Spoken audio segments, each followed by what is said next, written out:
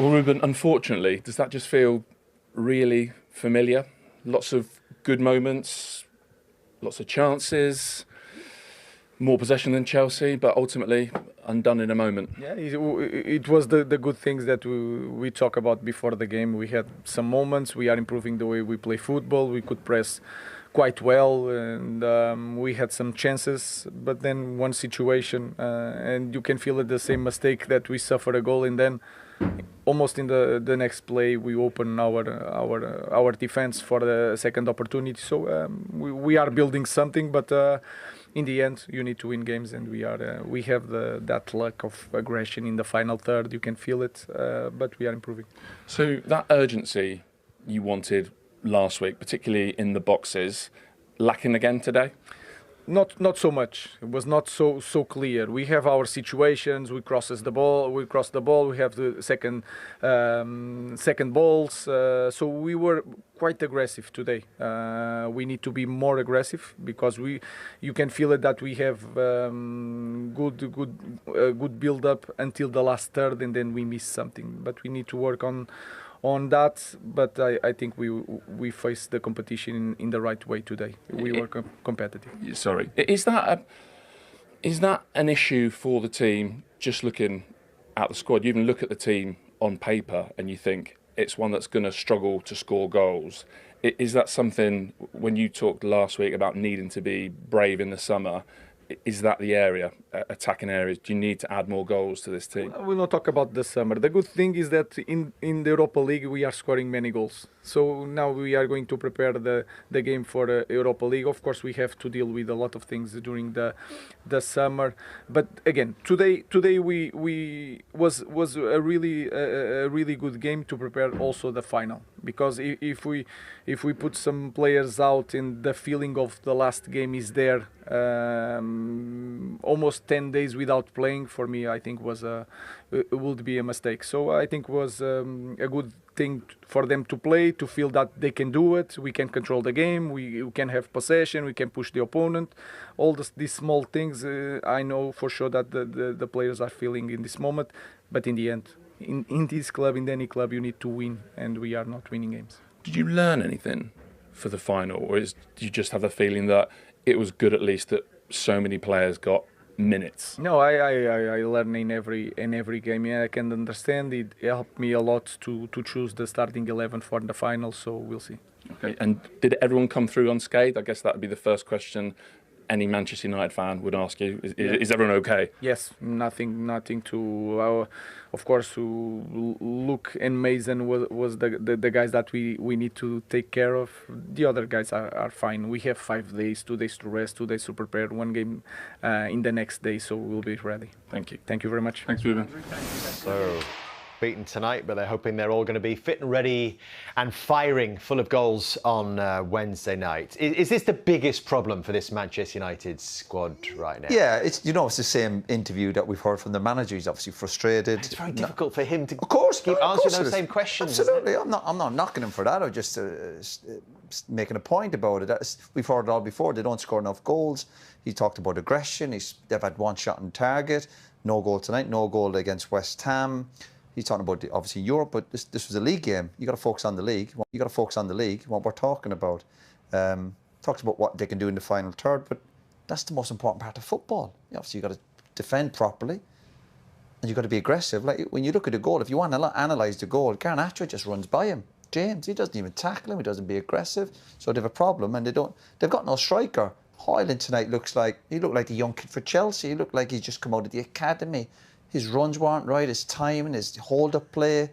Again, if you're a striker for playing for Man United, you walk up, you know how to, again, even for the whole team, one shot on target. It's just... But do you think he would be better with more quality around him? Well, we keep making excuses for him. We talk about confidence, but you still think when you're a striker up there, you've got to make something happen sometimes.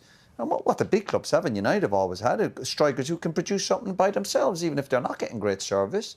They produce something because they've got quality, they've got a bit of desire, determination, a bit of experience, football intelligence. We don't see that with Hoyland. So United are up against it all the time. Obviously, he needs a little bit of support, but my goodness, sometimes you've got to just do a bit better. I think he got a ball in the first half on the edge of the box.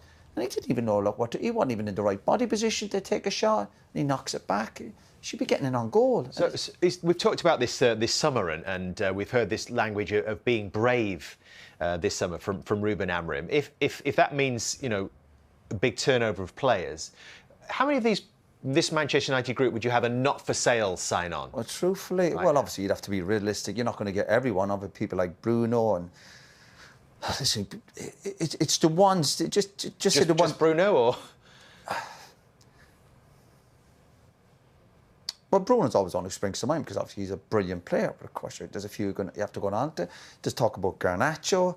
You look at Maguire. We've got new players who come into the club. They need time to settle in. Obviously, the big decision on the goalkeeper.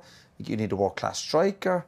But it's who comes in for these players. So would you fight to keep some of these younger ones that have been talked about? Garnacho, Kobbie Mainoo, Rasmus Højlund? No, I wouldn't be on them three. I wouldn't be hanging my hat on them three to get Man United. Mainoo comes on tonight. I watched him closely. He's strolling around the place. Some of his passes were sloppy. So when you're on about coming on the pitch, Garnacho is very kind of he's immature. He plays in little moments, but he doesn't do enough. Again, we spoke before the programme. You want players for the big clubs. You turn up week in, week out.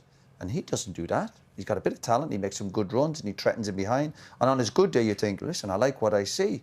But he's got too many bad days. And Højlund, in his defence, I think he should have probably been a backup striker, third or fourth choice, and learn his trade off 2 or 3 brilliant strikers. The fact when he came to the club that he was going to be the main man, he's not good enough. He's certainly obviously lacking in confidence and belief. And he's not surrounded by brilliance either. So there's the problems that we've spoken about United all season are still there. No, if people think they can fix that in one summer, then it's not going to happen. But is that the kind of bravery, the brave decisions that United need to make to start moving forward? I mean, Euro's obviously not going to be sold. He's only just come to the club.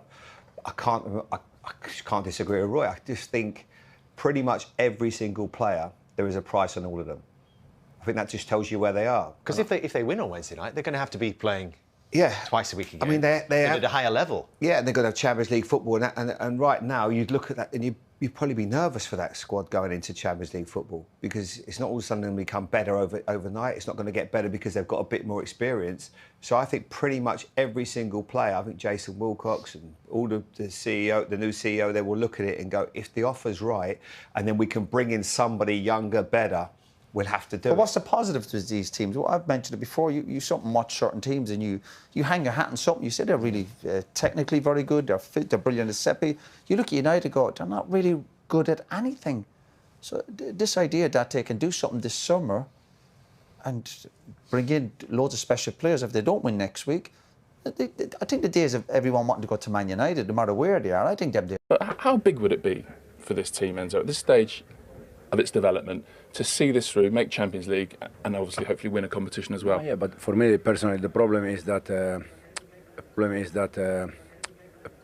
in general, people, press, you still think that Chelsea is the same Chelsea that years ago. It's not the same. I can understand that people struggle to understand that, but once again, tonight, Jackson was suspended. We play with Eric, 06 from the academy. And I said many times, years ago, I don't know, Drogba was injury, probably Diego Costa play, or Fernando Torres. This is completely different Chelsea. I can understand that people struggle to see that, but we are in the right direction. Hopefully we can bring the club where the club deserves to be, that is Champions League. We're going to try our best, and hopefully we can finish well. Do you think also that the supporters expect old Chelsea, if that's the right way of putting it? And also, let's be honest, the club spent a lot of money and still spends a lot of money. And that's probably where the expectation comes from. Yeah, for sure, yes. I don't think since I'm here that we are expecting more money than other club. I think at least we are spending the same money. But it's just about building something. We are building something important. People have to trust us because we are in the right direction. The club is working well. And as I said, hopefully in the future we can also fight for important titles. Well done tonight. Thank you very much. Thank you, Enzo. But how important, Roy, do you think this is for their progress, Chelsea, Champions League football? Huge. Obviously, the feel-good factor, confidence for the players. And then it's when you come back pre-season, the fixtures come out and you see you're in the proper league with the Champions League and the games come up and the fixtures, the sponsors, the brand of the club. and the belief in the players. When you're trying to, he said there, they're trying to build something. And he's given Man United credit, saying, oh, they played really well. Man United one shot on target. So he always felt if they got the first goal tonight, Chelsea would win it. But huge in terms of rebuilding the club. A lot of money was invested in a lot of young players, a lot of long-term contracts given out. And from to get in the Champions League, it'd be a... Different phone calls with players as well, Roy. Yeah, of course, attracting players. It's the whole package. Do you think it changes then the type of player that they target? Because as we know, they've been targeting the best young players in world football. Does this almost accelerate the project to the next level if they do make Champions? I think it certainly helps. I think there'll be some players that might just look at, even if Man United don't make Champions League, people still go to Manchester United because of the club and the enormity of it. So it doesn't always work like that. But there will be forwards that they're probably trying to get just to give a little bit of help to Jackson and maybe defenders that are probably just watching it carefully and thinking it can tip it certainly your way if you get Champions League football. You know, I think players now want to play. They hear the music. They want to be out there. They want to pit themselves against the best. And if Chelsea were to get there, it certainly makes it an easier conversation during negotiations. Would you be tempted to change the age profile? I think, I think you'd always try to add one or two experienced players to your group. I know the policy is trying to buy young players and obviously give them long-term contracts. And I always feel in the group, now if they slipped up and they'd missed out, you'd be going, they definitely need one or two experienced players. But if they get over the line in the next game and they do well in Europe, you're thinking, well, obviously the policy seems to be working. But you always feel over the course of the last few months, there was moments where they did lack maybe that experience, particularly in important positions like maybe a centre-half, just to help out along the way. But obviously what they're doing at the moment, they're getting their reward, particularly if they do get in that Champions League. You're right, Roy is right. But they're going to get experience from this, whatever happens. You know, I look at Moises Caicedo. He's not necessarily an old player, but he's got plenty of football experience. You know, Cucurella's won the Euros. Levi Colwill looks like he's getting more and more experience. I think the keeper is a situation where they'll need to address, certainly to challenge or maybe even bring in a number one. It's never easy having a big decision like that, but I think it's one they have to do. They need someone that's going to challenge Jackson up front. I think people like Gyökeres, João Pedro are being mentioned, Ekitike. There's lots out there. Well, no, I'll take that back. There's not that many out there. A lot of clubs are after. A lot of clubs are after the same players. Delap's had a mention as well. So it's not going to be easy. So everyone's going to be looking. Manchester United probably looking for a striker. Arsenal looking for a striker. They're getting linked. They want to play as well, all these strikers, don't they? Exactly. But that's where I think you do look at Chelsea, and if they're in the Champions League, it makes it a lot easier for them. And the proposition is there. The club is going the right way. Lots of young players. I think if anything, like getting players in, but there's also one or two maybe that they might need to move on and balance the books in some kind of capacity, and then just make sure you're bringing extra quality just to make sure that they certainly get Champions League, and how quickly then you can start to challenge. Yeah, and if they're trying to challenge, you can't have a young kid, starting the game. You need better than that. But also where the experience comes in is whereas was it 3 or 4 weeks ago where the fans were kind of booing him here because of the goalkeeper they were playing. That's where you need a couple of lads to say, just keep the heads. Yeah. That's where you pass it on to the young players. Of course, you're always looking for quality, and they're after a top striker. But I just think certain players who will just calm everyone down in certain situations. Having said that, they coped really well tonight in the second half with the expectations and the way they dealt with it, particularly in the last 10 or 15 minutes, the way the pressure United, their time and when to do it, was a very kind of mature performance. Manchester United beaten here tonight. That's now club record 8 without a win in the league. Ruben Amorim giving his response to that.